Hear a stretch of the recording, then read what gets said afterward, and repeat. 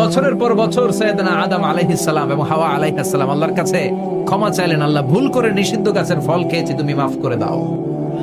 আল্লাহ বললেন, আদম কয়েকটা কালিমা শিখিয়ে দেব, এই কালিমাগুলো পড়ে আমার কাছে দোয়া করো, আমি কবুল করে নিব। আল্লাহু আকবার। আল্লাহ শিখিয়ে দিলেন আর বললেন, আদম পড়া, রাব্বানা যালামনা আনফুসানা ওয়া ইল্লাম তাগফির লানা ওয়া তারহামনা লানাকুনান্না মিনাল খাসিরিন। ও আল্লাহ, জুলুম করেছি নাফসের উপর, ভুল করেছি, অন্যায় করেছি, আপনি যদি ক্ষমা না করে দেন আমরা শেষ হয়ে যাব, আমরা হালাক হয়ে যাব, ক্ষতিগ্রস্তদের মধ্যে শামিল হয়ে যাব, ঠিক কিনা? আল্লাহ সাইয়েদনা আদম আলাইহিস সালামের তওবা কবুল করলেন। উনার কাজ হচ্ছে তওবা কবুল করা, আমাদের কাজ গুনাহ করা, শয়তানের কাজ ওয়াসওয়াসা দেওয়া, আল্লাহর কাজ খালি মাফ করা। সুবহানাল্লাহ পড়বেন না? তাকাব্বালাল্লাহু তাওবাতা আদম ফি ইয়াউমিল জুমআহ। আল্লাহ যেদিন আদম আলাইহিস সালামের তাওবা যে কবুল করছেন, ঘোষণা দিয়েছেন, এই ঘোষণাটা ছিল জুমার দিনের ঘোষণা। আবার সাইয়েদনা আদমকে যেদিন রূহ কবজ করে আবার নিয়ে যাওয়া হয়, ওই দিনটাও ছিল জুমার দিন। পড়েন সুবহানাল্লাহ। পৃথিবীতে একজন মানুষই শুধু জানতেন যে তিনি পৃথিবীতে কতদিন বাঁচবেন, সেটা হচ্ছে সাইয়েদনা আদম আলাইহিস সালাম। ওনাকে বলে দেওয়া হয়েছিল, আমরুকা আলফু সানা, তুমি পৃথিবীতে বাঁচবে 1000 বছর। কয় বছর? সাইয়েদনা আদমের সামনে অনেকগুলো রূহ রাখা হলো। সাইয়েদনা আদম বললেন, এরা কারা? আল্লাহ বললেন, এরা হচ্ছে নাসালুক, তোমার বংশধর, পৃথিবীতে তোমার পর এরা পৃথিবীতে আসবে। সাইয়েদনা আদম বললেন, আল্লাহ ওই যে একটা রূহ দেখা যায়, এটার নাম কি? আল্লাহ বললেন, হাদা ইবনুকা দাউদ, এটা তোমার ছেলে দাউদ, সে দুনিয়াতে নবী হয়ে আসবে, তার ছেলে সুলাইমানও নবী হয়ে আসবে। সাইয়েদনা আদম বললেন, মাবুদ আমার ছেলে দাউদের কত বছর হায়াত আপনি দিয়েছেন? আল্লাহ বললেন, 40 সানা, মাত্র 40 বছর, 4 ইয়ার্স, 40 বছর তোমার ছেলেটা বাঁচবে। ও আল্লাহ, আমি বাঁচবো কয় বছর? তুমি বাঁচবা 1000 বছর। সুবহানাল্লাহ। সাইয়েদনা আদম বললেন, মাবুদ এত ফুটফুটে সুন্দর আমার ছেলে দাউদ, মাত্র 40 বছর দিলেন কেন? জিদ মিন উমরিহি, বাড়ায়া দেন। কি করেন? সুপারিশ করতেছে পোলার লাইগা কে? বাবা। আল্লাহ আপনি বাড়ায়া দেন, আল্লাহকে বাড়ানো যাবে না, লেখা হয়ে গেছে। রুফিআতিল আকলাম ওয়া জাফফাতিস সুহুফ, কলম তুলে নেওয়া হয়েছে আর কালি শুকায় গেছে, আর কিছু করা যাবে? সাইয়েদনা আদম বললেন, মাবুদ আমার 1000 বছর কেন দিলেন? আমার এই সুন্দর ফুটফুটে ছেলেটারে মাত্র শুধুমাত্র 40 বছর কেন দিলেন? ও মাবুদ, আমার 1000 বছরের দরকার নাই, আমার 1000 বছর থেকে 60 বছর আমি আমার ছেলেরে দিয়ে দিলাম। দাউদ আলাইহিস সালাম বাঁচবে 40 বছর, তো বাপ আদম যদি আরো 60 দেয়, 40 আর 60 মিলে কত হয়? ভালো হিসাব বোঝে, 100। আর আদম আলাইহিস সালাম পেয়েছিলেন 1000 বছর, 60 কমে গেলে রইল কত? 940 বছর পৃথিবীতে থাকার পরে মালাকুল মাউত চলে এসেছে, কারণ এটা on time. The death will come on time, it never late, কখনো দেরি হয় না। আল্লাহ বললেন, লিকুল্লি উম্মাতিন আজালুন ফাইযা জাআ আজালুহুম লা ইস্তাখিরুনা সাআতান ওয়া লা ইস্তাকদিমুন। মৃত্যুর একটা নির্ধারিত সময় আমি বেঁধে দিয়েছি, অন টাইম, অন টাইমেই চলে আসে, 1 সেকেন্ড আগেও আসবে না, 1 সেকেন্ড পরেও আসবে না। 940 বছর বয়সে মালাকুল মাউত এসে হাজির, এসে বলল, জিইতু আন আকবাদা রূহাক, রূহ কবজ করতে আসছি। আদম আলাইহিস সালাম বললেন, রূহ কবজ করতে আসছো মানে? আমি বাঁচবো 1000 বছর। কয় বছর? মালাকুল মাউত বললেন, না না, ওই যে আগের কথা স্মরণ করেন, আপনি 60 বছর দিয়ে দিয়েছিলেন। কয় না, আমি দেই নাই, আমি আরো বাঁচুম, আরো 60 বছর পাওনা আছি, আমি দেই নাই। মালাকুল মাউত বললেন, আপনি দিয়েছেন। আদম বলে, দেই নাই। মালাকুল মাউত বলে, আল্লাহ ঘটনা দেখেন, দিয়া কয় দেই নাই। আল্লাহ কয়, থাক, কথা কইস না, আয়া বস। সুবহানাল্লাহ পড়ো। নাসিয়া আদম ফানাসিয়া বানু, ভুলে গেছেন আমি, আমরা ভুলে যাই, আমরা খেয়ে বলছি খাই নাই, নিছিলাম পকেটে, কয় নেই নাই। এরকম ডাকাইত আছে না নাই? নাসিয়া আদম ফানাসিয়া বানু, বিশ্বনবী বললেন, আদম ভুলেছে তো তার সন্তানরাও ভুলে যায়। জাহাদা আদম ফাজাহাদা যুররিয়াতু, আদম অস্বীকার করেছে, তার সন্তানরাও অস্বীকার করে। সেদিন থেকে আল কিতাব ওয়া শুহুদ, মানে লিখে রাখার সিস্টেম আর সাক্ষীর সিস্টেম চালু হয়েছে। সুবহানাল্লাহ পড়েন। 940 বছর বয়সে মালাকুল মাউত এসে আদম আলাইহিস সালামের রূহ নিতে পারে নাই। উনি 1000 বছর যখন হয়েছে তখন এসে সাইয়েদনা আদম আলাইহিস সালামের রূহ কবজ করেছে। যেই দিন পৃথিবীর প্রথম মানব, প্রথম নবীর রূহ মালাকুল মাউত দুনিয়া এসে কবজ করেছে, ওই দিনটাও ছিল জুমাবার। আল্লাহু আকবার। আবার বিষ্ণু বললেন লা তাকুমুস সাআ ইল্লা ফি ইয়াউমিল জুমআহ ইযা যুলজিলাতিল আরদু জিলজালাহা ওয়া আখরাজাতিল আরদু আসকালাহা ইযা রুজ্জাতিল আরদু রাজ্জাও ওয়া বুসাতিল জিবালু বাসসা। কিয়ামতের দিন পৃথিবীটাকে একটা প্রকম্পন দিয়ে কাঁপিয়ে দিবে কে? মারাত্মক একটা ঝাঁকুনি দিবে আল্লাহ, পুরো পৃথিবীটা কেঁপে ভেঙে চুরে খান খান হয়ে যাবে। এই ঝাঁকুনি আর আর্থকোয়েক, ভূমিকম্প এর ঘটনাটা যেদিন ঘটবে ওই দিনটাও হচ্ছে জুমার দিন। চিৎকার করে পড়েন সুবহানাল্লাহ। তার মানে আদম সৃষ্টি হলো জুমার দিনে, দুনিয়ায় নামিয়ে দেয়া হলো জুমার দিনে, তওবা কবুল করে নেওয়া হলো জুমার দিনে, রূহ কবজ করা হলো জুমার দিনে, আবার কিয়ামত সংগঠিত হবে জুমার দিনে। পড়েন সুবহানাল্লাহ। আবার বিশ্বনবী বললেন আর রমাদান ইলা রমাদান, এক রমজান থেকে আরেক রমজানের মাঝখানে যত গুনাহ হয় মাফ করে কে? আল্লাহ। তারপরে বিশ্বনবী বললেন আল উমরাতু ইলাল উমরাহ, কেউ যদি একবার উমরা করে পরে আবার করলে 2 উমরার মাঝখানে গুনাহগুলো মাফ করে দেয় কে? আল্লাহ। আবার বিশ্বনবী বললেন আল জুমআতু ইলাল জুমআ কাফফারাতুন লিমা বাইনাহুমা, এক জুমার পর থেকে সামনের জুমা আসা পর্যন্ত যে সগীরা গুনাহগুলো হয় সবগুলো সগীরা গুনাহ মাফ করে দেয় কে? রজব শাবানে বরকতে দাও, রমজান মাসে গুনাহ ঝড়াও, সপ্তাহ জুড়ে তুমি বরকতে দাও, জুমার দিনেতে গুনাহ ঝড়াও, রজব শাবানে বরকতে দাও, রমজান মাসে গুনাহ ঝড়াও। ঠিক কি না? তার মানে জুমার দিন গুনাহ মাফের দিন।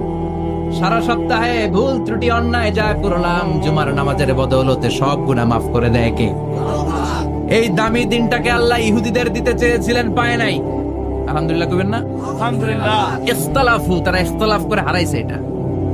এই দামি দিনটা রব্বুল আলামিন নাসারাদেরকে দিতে চেয়েছিলেন, ফাখতালাফু, ওরাও ইখতিলাফ করে হারাইছে। এজন্য ইখতিলাফ ভালো জিনিস না খারাপ জিনিস? মারামারি ভালো জিনিস না খারাপ জিনিস? আর ঐক্য করা ভালো জিনিস না খারাপ জিনিস? ঐক্য করতে রাজি আছেন? ইহুদিদেরকে আল্লাহ দিতে চাইলেন, ইখতিলাফ করে হারাইছে। নাসারারাও হারাইছে।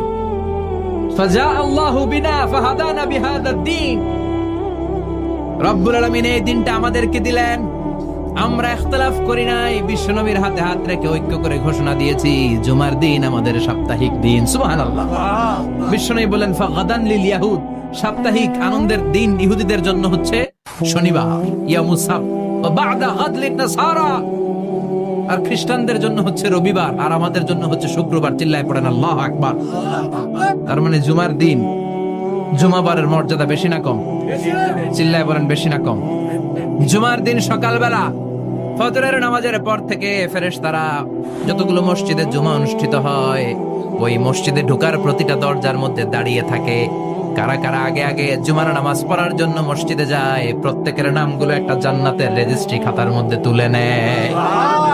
এই নামগুলো স্পেশালি আল্লাহর কাছে পাঠানোর জন্য। সুবহানাল্লাহ কইবেন না? ডানে বায়ে সামনে পেছনে যতগুলো দরজা, প্রতিটা দরজায় ফেরেশতারা বসে থাকে।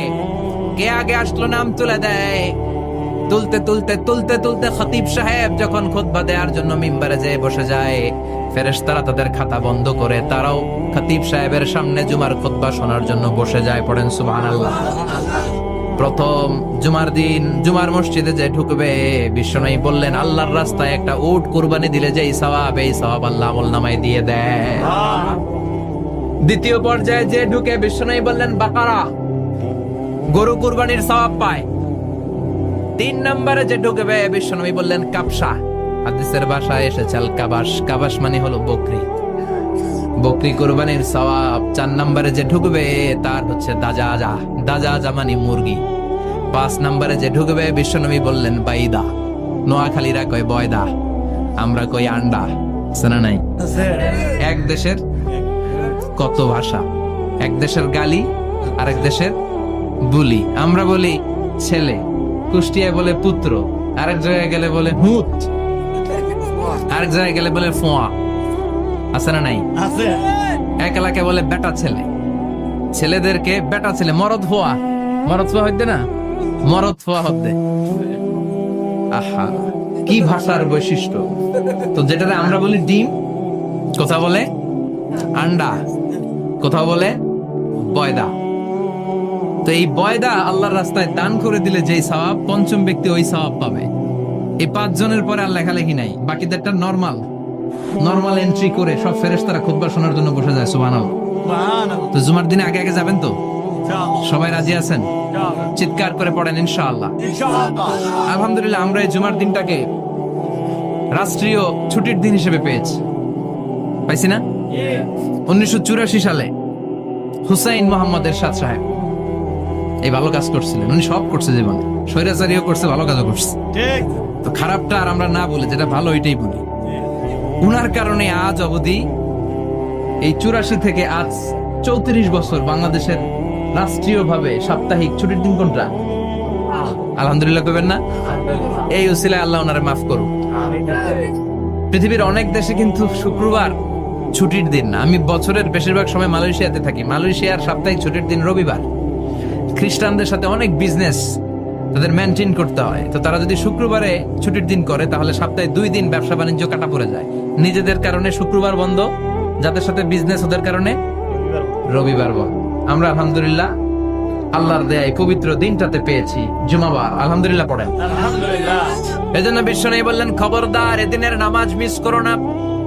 মান তারাকা সালাসা জুমাইন তাহাউনান, গাফলতি করে টানা 3টা জুমা যে ব্যক্তি মিস করলো, তাবা আল্লাহু ফি কলবিহি, রব্বুল আলামিন ওই লোকটার অন্তরের মধ্যে মোহর মেরে দেয়।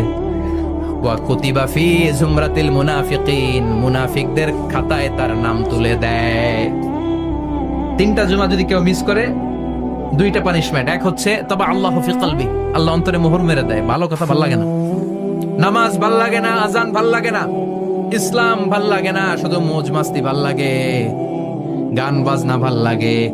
এরকম আছে না নাই? জুমার নামাজে যায় না।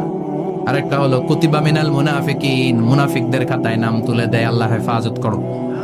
আর জোরে পড়েন আমিন। জুমার দিন আগে আগে মসজিদে আসবেন? সবাই রাজি? আসেন, আল্লাহ জুমার ব্যাপারে কি ওয়াজ আমাদের কি করলেন আমরা শুনি। শুনতে রাজি? আল্লাহ বললেন, ইয়া আইয়ুহাল্লাযীনা আমানু ইযা নুদিয়া লিস-সালাতি মিন ইয়াউমিল জুমআতি ফাসআউ ইলা যিকরিল্লাহি ওয়া যারুল বাই', যালিকুম খায়রুল লাকুম ইন কুনতুম তা'লামুন। পড়েন আল্লাহু আকবার। আল্লাহ বললেন, ও আমার মুমিন বান্দারা শোনো শোনো। আপনাদেরকে অ্যাড্রেস করে আল্লাহ বলছেন, ও আমার মুমিন বান্দারা শোনো, ইদা নুদিয়া লিস-সালাতি মিন ইয়াউমিল জুমআ, জুমার নামাজের আযান যখন দেয়া হয়, ফাসআউ ইলা যিকরিল্লাহ, আল্লাহর স্মরণে তোমরা ধাবিত হও। ওয়া যারুল বাই, কেনা বেচা বন্ধ করে দাও। যালিকুম খায়রুল লাকুম ইন কুনতুম তা'লামুন, এটাই তোমাদের জন্য কল্যাণ যদি তোমরা বুঝতে পারো। জুমার নামাজের আজান যখন হয়, ফাসআউ ইলা যিকরিল্লাহ, আল্লাহর স্মরণে তোমরা বের হয়ে যাও। আল্লাহু আকবার। ফাসআউ ইলা যিকরিল্লাহ ইযা নুদিয়া লিস-সালামি ইয়াউমিল জুমআ, জুমার নামাজের আজান যখন দেয়া হয় বের হয়ে যাও, তখন কোনো কাজ রাখা যাবে না। এই আজান দ্বারা উদ্দেশ্য হচ্ছে খতিব সাহেব খুতবা দেওয়ার জন্য মিম্বারে বসলে যে আজানটা দেয়া হয়, এই আজান। কথা বুঝতে পেরেছেন? কিন্তু দুর্ভাগ্যজনক হলে সত্য, আমাদের বাংলাদেশে এই আজানটা কেন যেন মুয়াজ্জিন ভাইরা ইমাম সাহেবের সামনে এসে আস্তে আস্তে দেয়, ছোট ছোট করে ইমাম সাহেবের মুখের উপরে দেয়, মাইকে দেয় না। এটা পাইছে কই? এটা যে কোত্থেকে ঢুকছে এক আল্লাহই ভালো জানে। আজান মানে অ্যানাউন্সমেন্ট। আজান মানে কি? কথা বলেন। অ্যানাউন্সমেন্ট কি জোরে হবে না আস্তে? তো সব আজান মাইকে এত সাউন্ড করে, এই আজানটা ইমাম সাহেবের মুখের সামনে এসে ছোট ছোট করে কেন দেয়? এটার কোনো দলিল আছে বলে আমার জানা নাই। এই আজানটা মাইকে হতে হবে। আমি পৃথিবীর যত দেশ ঘুরেছি, অনেক বড় বড় মসজিদে আমি জুমার সালাত করেছি। সব জায়গায়, মক্কাতুল মুকাররমা সহ, মসজিদে নববী সহ সব জায়গায় খতিব সাহেব জুমার মিম্বারে বসার পরে যে আজানটা দেয়া হয়, এটাও অন্যান্য আজানের মতো মাইকে দেয়া হয়। আল্লাহ বললেন, ইদা নুদিয়া লিস-সালামি ইয়াউমিল জুমআ, জুমার দিনের আজান যখন দেয়া হয়, এই আজান দ্বারা উদ্দেশ্য হচ্ছে খতিব বসলে যে আজান 12:30 12:15 দিকে যে আজান, এই আজান উদ্দেশ্য নয়। বিশ্বনবীর সময়ে এই 12:30 12:15 দিকে যে আজান ছিল এটা ছিল না। বিশ্বনবীর সময় ছিল না, আবু বকরের সময় ছিল না, সাইয়েদনা ওমর ফারুকের সময় ছিল না। এটা চালু হয়েছে সাইয়েদনা ওসমান যুন্নুরাইনের সময়। তখন মদিনাতে মানুষের সংখ্যা অনেক বেড়ে গিয়েছে, লোকজন আর জায়গা হয় না, মুসল্লিতে ঠাসাঠাসি। উনি ঘোষণা দিলেন সুকে জাওরা, জাওরা নামক বিশাল একটা বাজার আছে, ঘোষণা দিলেন এখন থেকে ওই জায়গায় জুমার নামাজ হবে। মানুষ যেন আগ থেকে প্রস্তুতি নিয়ে আসতে পারে, এজন্য জাওরা নামক বাজারে উনি আর একটা আজান দেওয়ার প্রচলন করলেন। সুবহানাল্লাহ। সেখান থেকে আজ অবধি আমরা এই অতিরিক্ত আজানটা দিয়ে থাকি। এটা নবীর সুন্নাত না, এটা সাহাবীর সুন্নাত। বিশ্বনবীর সুন্নাহ মেনে নেওয়া যেমনি আবশ্যক, 4 খলিফার থেকে পাওয়া সুন্নাত গুলো মেনে নেওয়া আবশ্যক। বিশ্বনবী বলেন আলাইকুম বিসুন্নতি ওয়া সুন্নাতিল খুলাফায়ে রাশিদিন আল মাহদিয়িন, আমার সুন্নাত ধরবা। হেদায়েত প্রাপ্ত 4 খলিফার সুন্নাত ধরবা। কেমনে ধরবা? ইক্ষু চিনেন? ইক্ষু না গ্যান্ডারি নাকি আখ না কুশাই? হ্যাঁ, আখ। কাঁচা আখ খায় কি করে? এই সামনের দাঁত দিয়ে ভাঙে না? সামনের দাঁত দিয়ে বলে ভাঙে,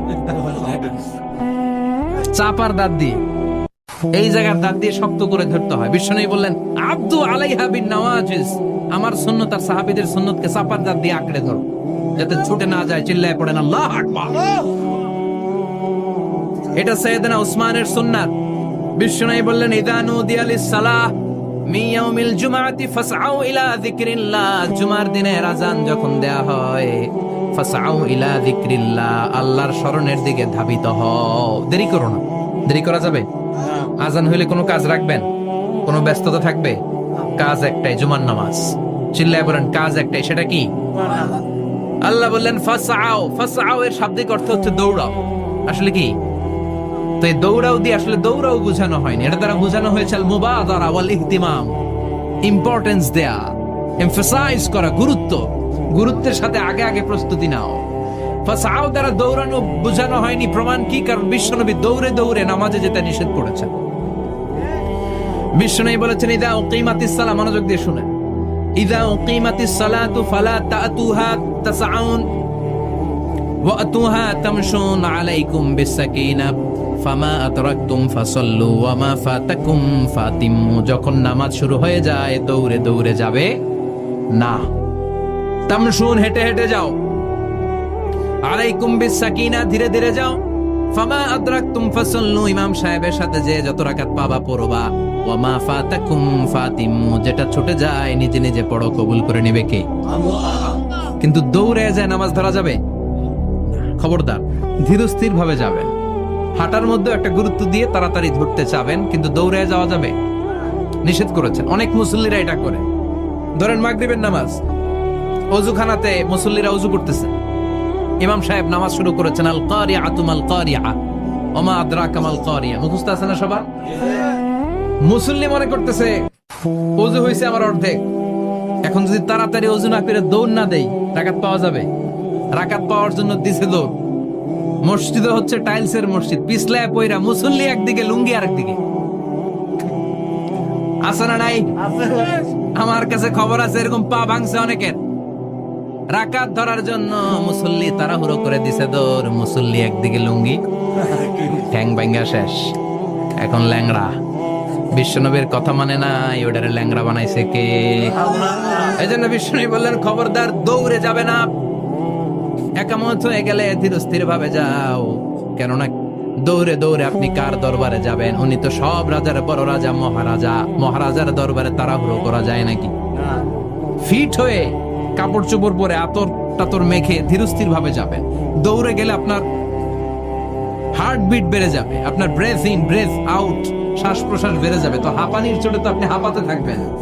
আপনি তাহিয়া পড়বেন কখন, তাসবিহ পড়বেন কখন, আল্লাহর প্রশংসা করবেন কখন? চিল্লা এখন ঠিক কিনা? এজন্য আল্লাহ বললেন ফাসআউ ইলা যিকরিল্লাহ, জুমার নামাজের আযান যখন হয়ে যায় তোমরা আল্লাহর জিকিরের দিকে ধাবিত হও। যিকরিল্লাহ, আল্লাহর স্মরণ। জিকির মানে কি? আল্লাহ। কিন্তু এই জিকির দ্বারা এই আয়াতের উদ্দেশ্য হচ্ছে আল খুতবাতাইন, জুমার 2 খুতবা। জুমার জিকিরের অনেক অর্থ আছে। জিকির মানে সালাত, জিকির মানে কোরআন, জিকির মানে ওয়াজ, জিকির মানে সম্মান। আবার জিকির মানে জুমার 2 খুতবা। আবার জিকির মানে সুবহানাল্লাহ, আলহামদুলিল্লাহ, সুবহানাল্লাহ, আলহামদুলিল্লাহ, লা ইলাহা ইল্লাল্লাহ মুহাম্মাদুর রাসূলুল্লাহ সাল্লাল্লাহু। এটাও জিকির। সুবহানাল্লাহ, আলহামদুলিল্লাহ, আল্লাহু আকবার। এই 3 জিকিরের চেয়ে শ্রেষ্ঠ কোনো জিকির আছে? কথা কন। বিশ্বনবী প্রত্যেক ফরজ নামাজের পরে সুবহানাল্লাহ 33 বার, আলহামদুলিল্লাহ 33 বার, আল্লাহু আকবার 34 বার পড়তেন। রাজি আছেন? সবাই পড়তে রাজি আছেন? লাফালাফি করবেন না তো? ঘাড় বাঁকা করবেন না তো? হুই হুই করে চিল্লাফাল্লা করা যাবে? জিকিরের মধ্যে সৌন্দর্য আছে না নাই? আল্লাহ নিজেও সুন্দর। আল্লাহর কাছে যেটা আমরা পেশ করব সবটাই সুন্দরভাবে পেশ করতে হয়। চিল্লা এখন ঠিক কিনা? তার মানে জিকিরের অনেক অর্থ। জিকিরের এক অর্থ হলো কোরআন। জিকিরের এক অর্থ কি? আপনি যখন কোরআন পড়েন তখন জিকির করেন কার? আল্লাহর। কথা বলেন। আবার আপনি যখন নামাজ পড়েন জিকির করেন কার? আবার আপনি যখন লা ইলাহা ইল্লাল্লাহ এটা পড়েন জিকির করেন কার? ঝিনুকের ভেতর লুকিয়ে থাকে যেমন মতি, ঝিনুকের ভেতর লুকিয়ে থাকে যেমন মতি, কালমা শাহাদাতে আছে আল্লাহর জ্যোতি, কালমা শাহাদাতে আছে আল্লাহর জ্যোতি। পড়েন সুবহানাল্লাহ। এই লা ইলাহা ইল্লাল্লাহ সবচেয়ে শ্রেষ্ঠ জিকির। সাইয়েদনা মুসা আলাইহিস সালাম আল্লাহরে বললেন, আল্লাহ আল্লিমনি যিকরান, আপনি আমার এমন একটা জিকির শিখাইয়া দেন, লা ইয়ালামুহা ইল্লা আনতা ওয়া আনা, যে জিকিরটার শব্দ আপনি আর আমি ছাড়া কেউ জানবে না। দুনিয়াতে যত অদ্ভুত অদ্ভুত প্রশ্ন সব আপনি মুসা আলাইহিস সালামের মাথা থেকে পাবেন। ভেরি কিউরিয়াসিটি ছিল ওনার, বিভিন্ন বিষয়ে আল্লাহরে প্রশ্ন করতেন। আল্লাহরে বললেন, আল্লাহ আল্লিমনি কালিমাতান, আল্লিমনি যিকরান লা ইয়ালামুহা ইল্লা আনতা ওয়া আনা। ও আল্লাহ এমন একটা জিকির আমারে শিখান, দিনে রাতে সব সময় এই জিকির আমি করব, আপনারে ডাকবো, কিন্তু শর্ত হলো এই জিকিরটা জানবে শুধু আপনি আর জানবো শুধু আমি, কেউ জানবে। আল্লাহ বললেন, মুসা পড়ো লা ইলাহা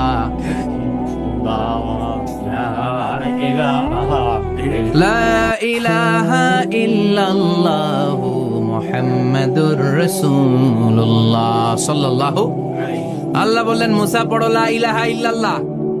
মুসা আলাইহিস সালাম কয়, মাবুদ এটা তো জাতীয় জিকির, সবাই জানে। জানে না? জানে না লা ইলাহা ইল্লাল্লাহ এমন কেউ আছে? কথা কন। জানেন না আপনারা? কথা বলেন, জানেন না? মুসা আলাইহিস সালাম বললেন, আল্লাহ এটা জাতীয় জিকির কইলেন কেন? আমি তো চাইছি এক্সট্রা অর্ডিনারি, অসাধারণ একটা জিকির, সুপার ক্যালিফ্রাজিলিস্টিক এক্সপিয়ালিডোসাস, এক্সেলেন্ট একটা জিকির, আনপ্যারালাল, কারো কাছে নাই, শুধু আমি জানবো আর আমি পড়বো। আল্লাহ বললেন, মুসা এই লা ইলাহাকে যদি এক পাল্লায় রেখে দাও, তামাম বিশ্ব, 7 আকাশ, 7 জমিনটারে তুলে যদি তুমি আরেক পাল্লায় রেখে দাও, লা রাজাহাত কাফাতু লা ইলাহা ইল্লাল্লাহ, মুহূর্তের মধ্যে লা ইলাহার পাল্লা ভারী হয়ে যাবে। ও মুসা, তুমি যতই এক্সক্লুসিভ জিকির চাও, লা ইলাহার চেয়ে দামি জিকির আমার কাছে নাই। চিৎকার করে পড়তে হবে আল্লাহু আকবার। তার মানে নামাজ ও জিকির, কোরআন ও জিকির, এই যে আমরা ওয়াজ করতেছি এটাও কি? কথা কন। বিশ্ব নবীর আল্লাহ বললেন, ও নবী ফাদাক্কির ইন্নামা আনতা, ও নবী আপনি জিকির করেন মানে ওয়াজ করেন। ইন্নামা আনতা মুযাক্কির, ও নবী আপনি ওয়াজ করে শোনান। লাস্তা আলাইহিম বিমুসাইদির, আপনারে দারোগা বানিয়ে পাঠাই নাই, আপনি শুধু ওয়াজ করেন। কার কথা? চিল্লায় বলেন কার কথা? কিন্তু এইখানে জিকির দ্বারা উদ্দেশ্য হচ্ছে জুমার খুতবা। ফাসআউ ইলা যিকরিল্লাহ, আল্লাহর জিকিরের দিকে ধাবিত হও। এই জিকির দ্বারা উদ্দেশ্য হলো জুমার খুতবা। তার মানে জুমার খুতবা যে খতিব সাহেবরা দেন, এখানে মসজিদের খতিব আছেন কারা কারা? দেখি একটু হাত তোলেন তো। 1 2 3 4 5 6 7, গুণে শেষ করা যাবে না, অনেক খতিব। আল্লাহ এই খতিবদেরকে তুমি কবুল করো। আর জোরে পড়েন আমিন। এই যে যিকরুল্লাহ, ফাসআউ ইলা যিকরিল্লাহ দ্বারা আল্লাহ তাআলা জুমার খুতবাকে বুঝিয়েছেন। কি বুঝিয়েছেন? মনোযোগ আপনাদের আছে না গেছে? শেষ করে দেই, অনেক রাত হয়েছে তো। ছোট্ট একটা দোয়া পড়ি, শেষ করব। আরো কয়েক মিনিট মনোযোগ থাকবে? তাকবীর দেন, লিল্লাহে তাকবীর। আরো জোরে দেন, লিল্লাহে তাকবীর।